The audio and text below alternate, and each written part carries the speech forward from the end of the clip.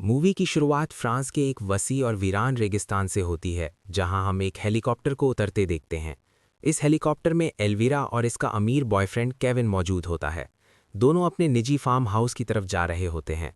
Farm house पहुंचते ही एल्वीरा और Kevin एक साथ वक्त गुजारते हैं, बातें करते हैं और इसी तरह रात हो जाती है। अगली सुबह एल्वीरा फ्रेश होकर नाश्ता करने के लिए बाहर आती है, लेकिन अचानक वो चौंक जाती है। उसके बिल्कुल पीछे दो आदमी खड़े होते हैं, जिनके हाथों में बड़ी बड़ी बंदूकें होती हैं। वो दोनों मुसलसल एल्वीरा को घूर रहे होते हैं। खौफ के मारे एल्वीरा वहीं साकित खड़ी रह जाती है। इसी लम्हे केविन वहां आ जाता है और एल्वीरा को तसल्ली देते हुए कहता है कि ये दोनों उसके दोस्त हैं। केविन बताता है कि वो इनके साथ अक्सर इस रेगिस्तान में शिकार पर आता है। इनके नाम माइक और बर्ड होते हैं और वो सब यहाँ 5 दिन रुकने वाले हैं, इसलिए घबराने की कोई बात नहीं। केविन की बात सुनकर एल्वीरा को कुछ हद तक सुकून मिलता है और वो अपने बेडरूम की तरफ चली जाती है, लेकिन हम देखते हैं कि माइक अब भी गंदी नज़रों से एल्वीरा को देख रहा होता है। ये बात केविन की नज़र से भी नहीं छुपती। केविन माइक को खबरदार करता है कि एल्वीरा उसकी गर्लफ्रेंड है, इसलिए ना उसे तंग करे और ना ही इस बारे में उसकी बीवी को कुछ बताए। माइक और बर्ड इस बात पर मजाक उड़ाते हैं और दिन इसी तरह गुजर जाता है। रात के वक्त चारों स्विमिंग पूल के पास पार्टी कर रहे होते हैं। शराब नोशी के बाद सब वहीं बैठ जाते हैं। इसी दौरान केविन एक काले रंग का ड्रग निकालता है और एल्वीरा को दिखाते हुए बताता है कि ये ड्रग इंतहाई खतरनाक है। इसका मामूली सा डोज भी इंसान के जिस्म को सुन्न कर देता है और वो वहम में मुब्तला हो जाता है। इंसान को अपने इर्द गिर्द मुर्दा लोग, खौफनाक मनाजिर और अजीबोगरीब चीज़ें दिखाई देने लगती हैं। केविन मजीद बताता है कि एक शख्स ने इसी ड्रग के नशे में अपनी टांग काट ली थी, क्योंकि उसे लगा कि उसकी टांग में कीड़े हैं। हालांकि हकीकत में ऐसा कुछ भी नहीं था। हैरत की बात यह थी कि उसे कोई दर्द भी महसूस नहीं हुआ। इसीलिए केविन एल्वीरा को खबरदार करता है कि इस ड्रग से दूर रहे और उसे कमरे में रख दे। लेकिन दोस्तों, एल्वीरा कमरे में ले जाकर इस ड्रग को रखने के बजाय उसे अपने लॉकर में छुपा लेती है। रात गुजर जाती है। अगली सुबह एल्वीरा की आंख खुलती है और वो बाहर आती है, लेकिन केविन कहीं नजर नहीं आता। उसे बताया जाता है कि केविन पासपोर्ट्स रिन्यू करवाने गया है और 12 घंटे से पहले वापस नहीं आएगा। बर्ड भी रात के नशे में स्विमिंग पूल के पास सो रहा होता है। यूं एल्वीरा और माइक फार्म हाउस में अकेले होते हैं। माइक मुसलसल एल्वीरा को घूर रहा होता है, जिसे वो खुद भी महसूस कर लेती है। उसे माहौल कुछ ठीक नहीं लगता। वो केविन को फ़ोन करने की कोशिश करती है, लेकिन सिग्नल नहीं होते। माइक उसे कहता है कि केविन भी उसे धोखा दे रहा है, क्योंकि उसने अब तक अपनी बीवी को नहीं बताया कि वो एल्वीरा को यहाँ लाया है। माइक एल्वीरा को केविन से दूर रहने का मशवरा देता है। ये सुनकर एल्वीरा परेशान हो जाती है और फौरन अपने कमरे में चली जाती है। वो कपड़े बदल रही होती है कि अचानक माइक अंदर आ जाता है। एल्वीरा बुरी तरह घबरा जाती है। माइक माफ़ी मांगते हुए कहता है कि उसका मकसद डराना नहीं था।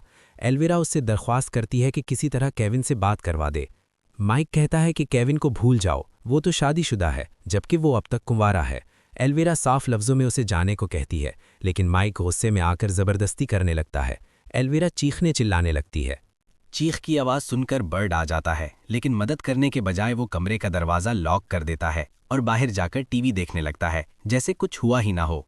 एल्वीरा मदद के लिए चीखती रहती है, लेकिन कोई नहीं आता और सीन खत्म हो जाता है। कुछ देर बाद केविन वापस आता है। वो माइक और बर्ड को परेशान हालत में देखकर सवाल करता है। माइक एतराज़ करता है कि उससे गलती हो गई, मगर केविन कुछ कहे बगैर सीधा एल्वीरा के पास जाता है। एल्वीरा रोती हुई कहती है कि वो अब यहाँ नहीं रहेगी। केविन बाहर जाकर माइक और बर्ड पर गुस्सा करता है। अगली सुबह वो एल्वीरा से माफ़ी मांगता है और उसे $1 मिलियन ट्रांसफ़र करने का बताता है। वो इसरार करता है कि सिर्फ 3 दिन और रुक जाए, फिर वो खुद उसे न्यूयॉर्क छोड़ आएगा। इसी दौरान एल्वीरा केविन की शादी का राज खोल देती है और उसे ब्लैकमेल करने की धमकी देती है। ये सुनकर केविन गुस्से में आ जाता है और एल्वीरा को ज़ोरदार थप्पड़ मारता है। एल्वीरा भागने लगती है, तीनों उसका पीछा करते हैं। आखिरकार एल्वीरा एक खाई के किनारे पहुंच जाती है। केविन हेलीकॉप्टर बुलाता है, मगर एल्वीरा के राज जान लेने के बाद केविन फैसला करता है कि उसे जिंदा नहीं छोड़ेगा। वो उसे धक्का दे देता है। एल्वीरा नीचे जा गिरती है और एक नुकीली लकड़ी उसके पेट में घुस जाती है। सब उसे मुर्दा समझ लेते हैं। केविन सबूत मिटाने के लिए उसका सामान जला देता है। अगली सुबह शिकार पर निकलते हैं, लेकिन अचानक हमें चौंका देने वाला मंजर दिखाया जाता है। एल्वीरा की आंखें खुल जाती हैं। शदीद दर्द में मुब्तला एल्वीरा अपनी जान बचाने की कोशिश करती है। लकड़ी को आग लगाकर खुद को आज़ाद कर लेती है। इसी दौरान उसे गाड़ियों की आवाज़ें सुनाई देती हैं। वो जान बचाने के लिए छुप जाती है, जबकि केविन और उसके साथी उसे दोबारा मारने निकल पड़ते हैं। आगे कहानी बका, बदले और इंसाफ की खौफनाक जंग में बदल जाती है। एल्वीरा फौरन गन का ट्रिगर दबाती है, लेकिन अफसोस कि गन में एक भी गोली मौजूद नहीं होती। यही मौका देखकर बर्ड एल्वीरा पर हमला कर देता है। दोनों के दरमियान हाथापाई शुरू हो जाती है और एल्वीरा शदीद जख्मी हो जाती है। बर्ड उसे पकड़कर ज़बरदस्ती पानी में डुबोने लगता है। एल्वीरा दर्द और बेबसी के आलम में सांस लेने के लिए तड़पने लगती है। इसी दौरान एल्वीरा की नज़र बर्ड के पास मौजूद एक तेज़ धार चाकू पर पड़ती है। वो हिम्मत जमा करके मौके का फ़ायदा उठाती है और झपट कर वो चाकू पकड़ लेती है। फिर इंतहाई फुर्ती और बेरहमी से वो चाकू बर्ड की दोनों आंखों में घोंप देती है। बर्ड चीखने चिल्लाने लगता है, दर्द से पागल होकर इधर उधर तड़पने लगता है। एल्वीरा खुद भी खौफजदा और शदीद दर्द में होती है, लेकिन चंद लम्हों बाद वो देखती है कि बर्ड आखिरकार मर चुका है। वो फौरन उसके करीब जाकर उसकी आंखों से चाकू निकाल लेती है और अपने पास रख लेती है। बर्ड को मारने के बाद एल्वीरा फैसला करती है कि अब वो माइक और केविन दोनों को भी जिंदा नहीं छोड़ेगी। इसके साथ ही सीन कट हो जाता है। अगले सीन में हम एल्वीरा को देखते हैं जो बर्ड की बाइक लेकर रेगिस्तान के पहाड़ी इलाके में पहुंच जाती है। कुछ देर बाद बाइक का पेट्रोल खत्म हो जाता है, जिसके बाद वो एक पहाड़ी गार में पनाह लेती है। वहां आग जलाकर वो बर्ड के बैग की तलाशी लेती है, लेकिन उसे ना कोई दवाई मिलती है और ना ही पट्टी। ये देखकर एल्वीरा मायूस हो जाती है। अब उसे एहसास होता है कि अगर उसने वक्त पर अपने पेट में घुसी लकड़ी का टुकड़ा ना निकाला तो इन्फेक्शन की वजह से उसकी जान जा सकती है, मगर बगैर किसी एनेस्थीसिया के वो ऐसा नहीं कर सकती। दर्द से निढाल होकर वो पीछे लेट जाती है। तभी उसकी नज़र अपने लॉकेट पर पड़ती है, जिसमें उसने केविन का दिया हुआ खतरनाक ड्रग छिपा रखा था। लुवीरा फौरन उस ड्रग को निकालकर चबाती है। पहले तो उसे उसका जायका इंतहाई ख़राब लगता है और वो थूक देती है, मगर जान बचाने के लिए वही ड्रग दोबारा उठाकर आंखें बंद करके निगल लेती है। अगले सीन में वो एक चाकू आग में गर्म करती है और अपने पेट पर कट लगाना शुरू कर देती है। हैरानकुन तौर पर उसे ज़रा सा भी दर्द महसूस नहीं होता, बिल्कुल वैसा ही जैसा केविन ने बताया था। इसी हालत में वो अपने पेट से वो लकड़ी का बड़ा टुकड़ा बाहर निकाल देती है और फिर गर्म चाकू जख्म पर लगाकर खून बहना रोक देती है। उसके बाद वो वहीं बेहोश होकर सो जाती है। दूसरी तरफ हम माइक को देखते हैं जो अपनी गाड़ी में आराम से सो रहा होता है। अचानक केविन उसकी विंडस्क्रीन पर एक मुर्दा भेड़िया फेंक देता है, जिससे माइक चौंक कर जाग जाता है। केविन उसे बताता है कि बर्ड अभी तक वापस नहीं आया, इसलिए उन्हें फौरन उसकी तलाश शुरू करनी होगी। नदी के किनारे माइक अपने हाथ धो रहा होता है कि अचानक उसे पानी में खून नजर आता है। उसे फौरन अंदाजा हो जाता है कि बर्ड का कत्ल हो चुका है। केविन वहां आकर कहता है कि ये काम यकीनन एल्वीरा ने ही किया है। वो फैसला करते हैं कि अलग अलग होकर एल्वीरा को ढूंढा जाए और उसे मार दिया जाए। उसके बाद वो बर्ड की लाश दोबारा नदी में फेंक देते हैं। इसी दौरान एल्वीरा अपना बैग उठाकर निकलने लगती है, लेकिन अचानक केविन उसके सामने आ जाता है और बगैर सोचे समझे उसके सर पर गोली चला देता है। सीन कट होता है और अगले ही लम्हे हम देखते हैं कि एल्वीरा की आंख खुल जाती है।